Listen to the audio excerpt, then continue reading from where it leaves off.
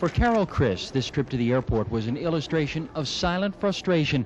Carol, who's deaf, presented a note to several airline ticket agents asking for the nearest TDD or telecommunications device for the deaf.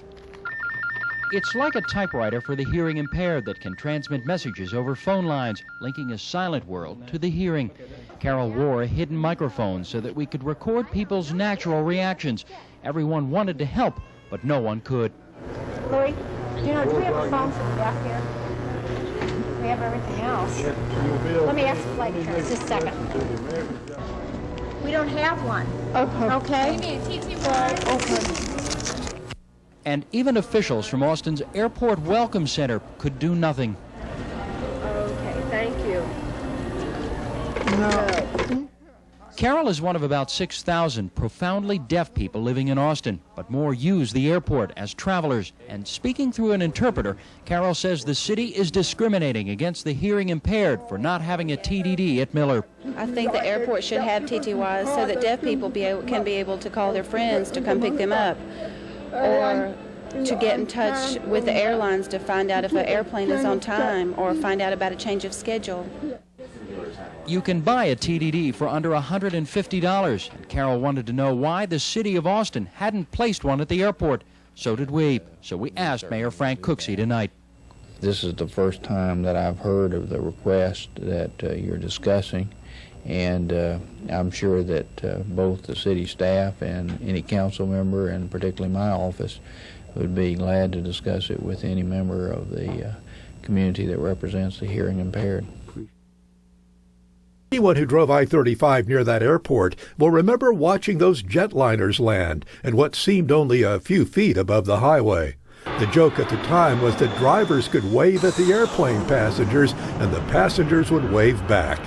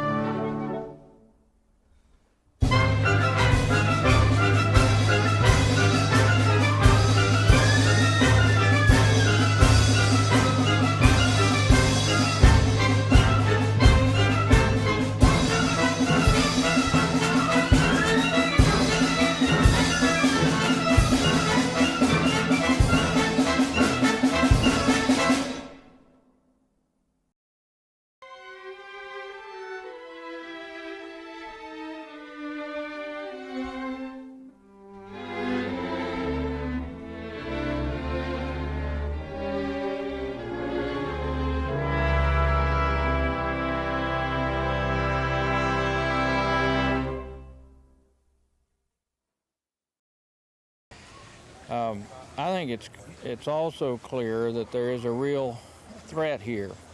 The developer has tried to minimize that threat through several strange statements that he's made. First, that if he does pollute it, it's not going to pollute it much, that sort of thing. The truth of the matter is there are a number of creeks in Austin that have been ruined for swimming. One is Williamson Creek, where people used to swim at McKinney Falls State Park as late as the mid-1970s. And another is out at Bull Creek, where people were able to swim. You cannot swim there in either place anymore. And of course, everyone knows that Shoal Creek and Waller Creek are urban creeks that have been basically ruined for any kind of recreational purpose whatsoever. So this is a serious threat to Barton Creek, and it's going to take many years to address these issues.